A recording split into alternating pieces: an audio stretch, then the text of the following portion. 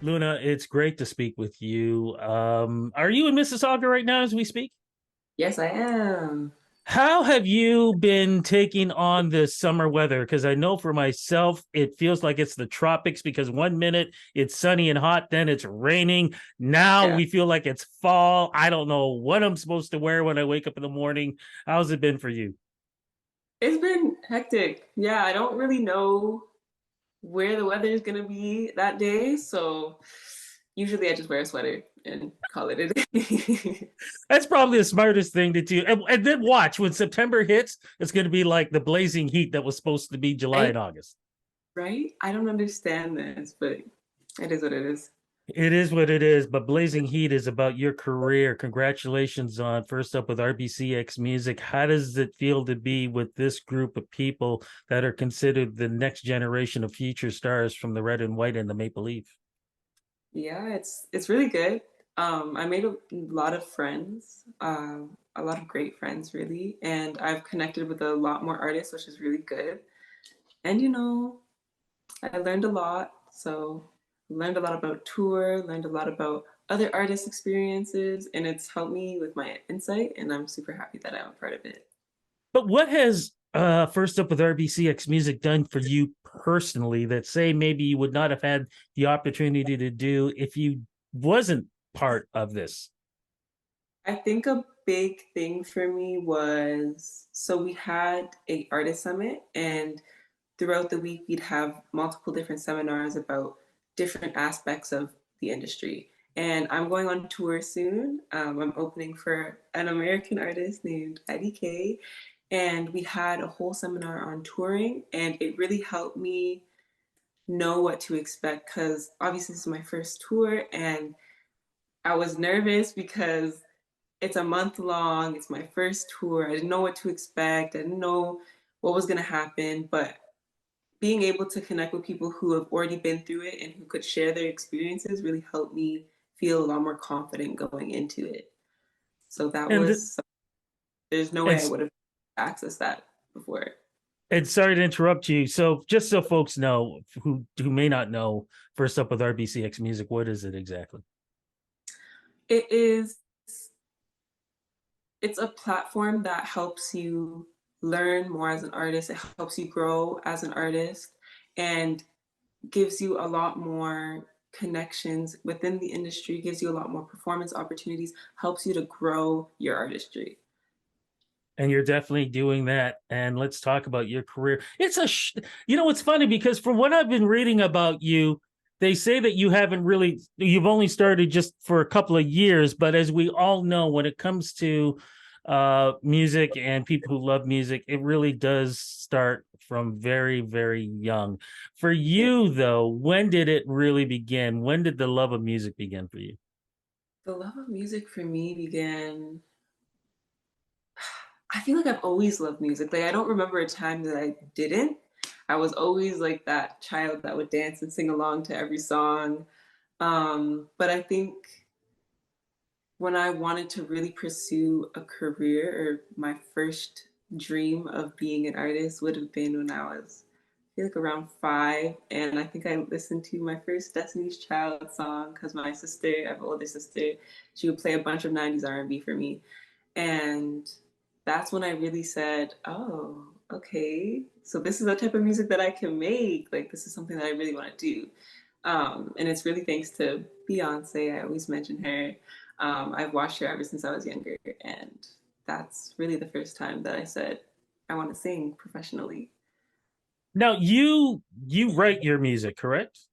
All of it, Okay, yes. so I'm just curious. I love asking this question to artists. When you were growing up, were you like maybe writing a journal or writing poetry or anything like that, and maybe not realize that in some ways you were writing songs, but you didn't look at it that way? I think no. Okay, so I have a neighbor. She was my Mhm. best friend, and we used to always write songs. Like, but they were so bad, obviously. I'm not thinking like they're great songs. Oh my gosh, I'm gonna do this. We're just writing songs just to have fun. And we would do that like every single day. And that's something like I forgot about until recently. Like I just realized that did that when I was younger. Um, so yeah, like I'd always like kind of written songs, but like none of it really rhymed. Like it didn't make sense, but still writing. So So we've only spoken now for the last couple of minutes. I need people to know exactly how old are you? okay, so I just turned 18 this June.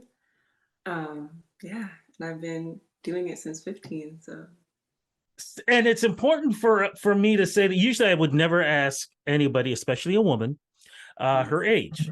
But it's important for that because you have probably heard this your whole 18 years of your life that you have a remarkable maturity, a very old soul. You must have heard this because just speaking with you, I feel like I'm talking to a 35-year-old who has traveled the world.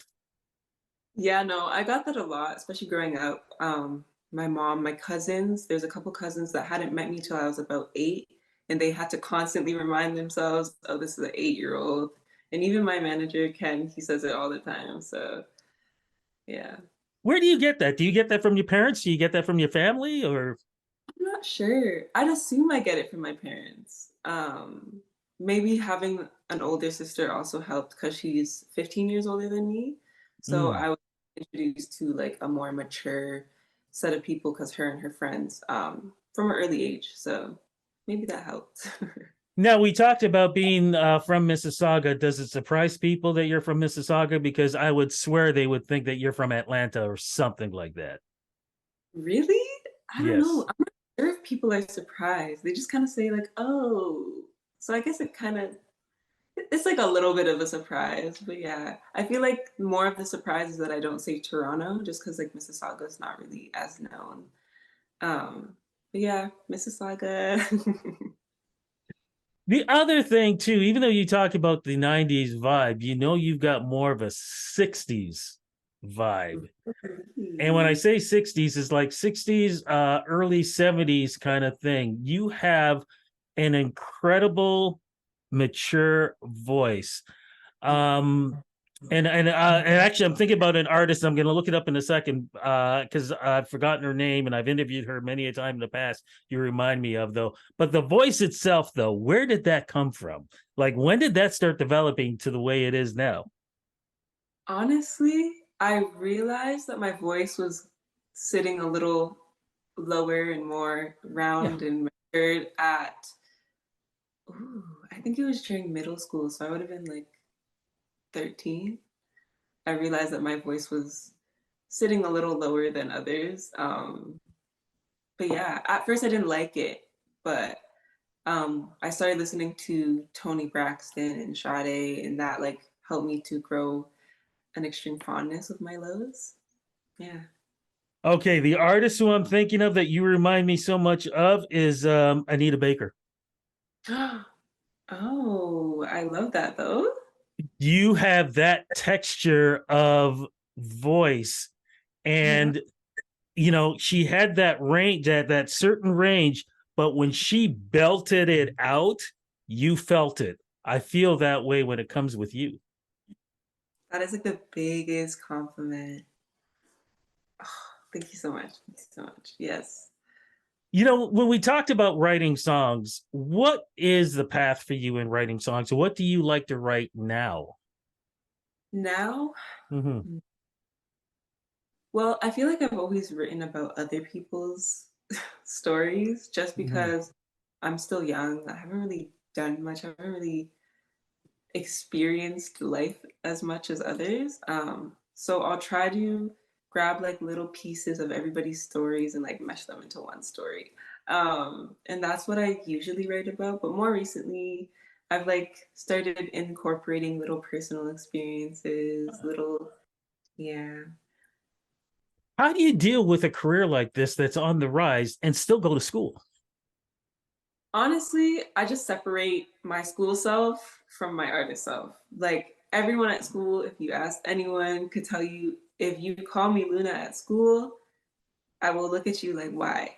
Because they know, because I will, because they know me as Michelle. I don't want them to think that I'm a whole other person now, you know me before my career. You're my friends. Like, you shouldn't feel the need to have to call me something else.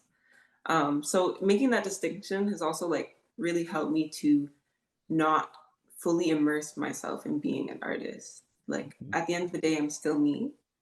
Um, and as much as me and as an artist is a part of me, there should be boundaries. So How do you navigate that? Because now when people are knowing what you're doing and you're on the rise and you're talking about, hey, I'm going on the tour. I mean, 18-year-olds don't usually talk about, oh, I'm going on tour with a big US artist. So how do you navigate people around you and knowing that you have true friends who will tell you if your ego is getting big, they will tell you your ego is getting big, to the ones who are like, hey, let's hang out. And hey, I'm with Luna. You should be able to get us into the club. Hey, I'm with Luna. You should be able to get us a free meal. I'm with Luna. Why are we sitting way back here and not up here? Don't you know who I'm with?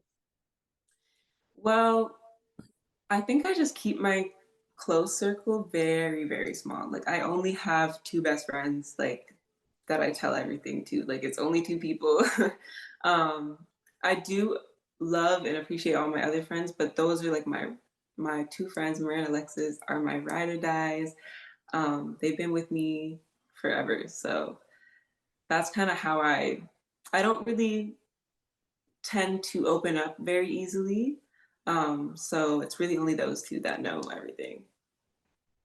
During the pandemic, how did that change your life, not just personally, but musically as well? Did the pandemic change the way you wrote music? The pandemic, yes. Okay, so the pandemic is when I started. So I Yes, don't, exactly. yeah, so I don't think I ever would have started as soon, um, unless the pandemic hit, because that was when I was turning to music because I was stressed. It was school. I didn't know it was unusual. I didn't know really how to fit in this time. So I turned to music a lot. I was listening to so much music just because that's kind of how I relieve my stress. That's how I, you know, cope with things. So um, that was when my sister was like, "You're listening to a lot of music. You're singing a lot. You're getting better. Um, you wanna try something?" So that's kind of like how that happened, and it changed me as an entire being just because I've realized like you take even the littlest things for granted, like going to school. I took that for granted until I couldn't go to school, and I was like, this isn't right. So it's helped me to appreciate the little things. Isn't it crazy when you think about it now? All the stuff that we couldn't do, you had to wear a mask 24/7, sometimes two masks. You had to line up just to go into the grocery store. If you were caught outside at a certain time, police could come over to you and ask you why you're out here at this time. Insane. Yeah, and it's just like, even looking back on it, like remembering it, it's so weird that it happened because things have went back to normal like very quickly. Yeah. It's insane completely. Now, we talked about your manager. How did you two meet? We met through my sister. So when my sister was saying like, "Oh, do you want to like do covers, do this, do that?" She would post it on her Instagram, and that's kind of how my management found me. So they were childhood friends. He's known me since I was a little child, and he never expected that I would have been his artist in the future, obviously. But he was like, "Oh, who is that?" My sister was like, "It's my sister," and then they brought me to my first studio session, and that's how it went. Wait, why is it your sister the manager? Because every 2 or 3 minutes in this conversation, your sister's she comes up on this. Yeah, my sister has her own life. She's doing well in her own life, so I didn't want to try to force her to be managing me. She loves what she's doing right You now. thought about it though, huh? I didn't think about it. I did. I'm not gonna lie, because that's my sister. Like, it'd be so cool to have like a family industry like business. Like, it'd be amazing. But I just decided that it's better for her to continue on her own path and for me to continue on mine. But I'm forever grateful to her because she basically helped me jumpstart my career. So I'm just curious, if you try to date, does that person have to go through your sister first? yes, my sister, my brother, my manager too, because he's basically family now. Everyone, there's a long list of people. Well, let's get to the long list of music. What is going on right now? Do we have a single or EP out right now? And if so, what is it called and what is it about? All right, so I have two EPs out. My debut EP, LOVE, yes. Lots of Valuable Energy. That was my first EP ever. I loved it so much. It's a little sad. It's a heartbreak one. And then recently this year, January, February, I released a 2-pack called Coping Mechanisms because, as I said before, music is how I cope. So that was kind of the inspiration for it. And then we do have an upcoming project soon, another EP, yes.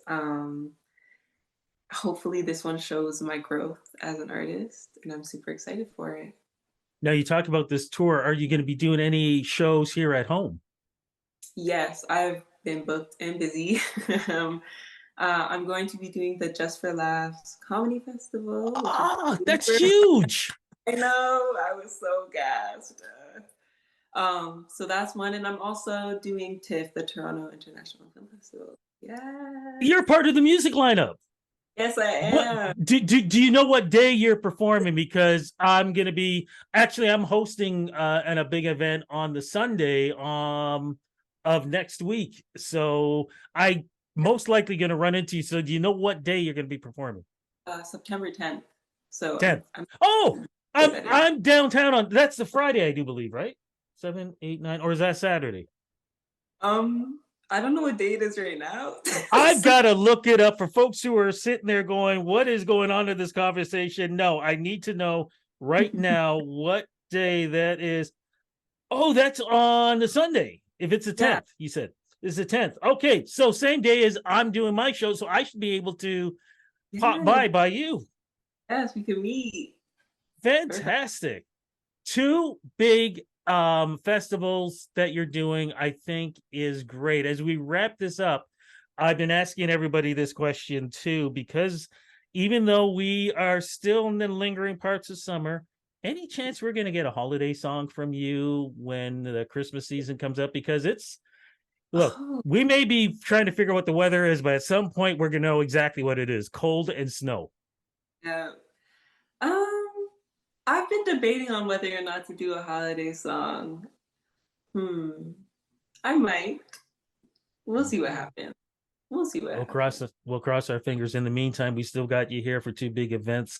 And of course, first up with RBCX Music, congratulations on the success. So young, so talented, with an old soul. I cannot wait to see what else you're going to be doing in the future. And please, we got to make sure we talk when your next project comes out. Congratulations. Of course. Thank you so much.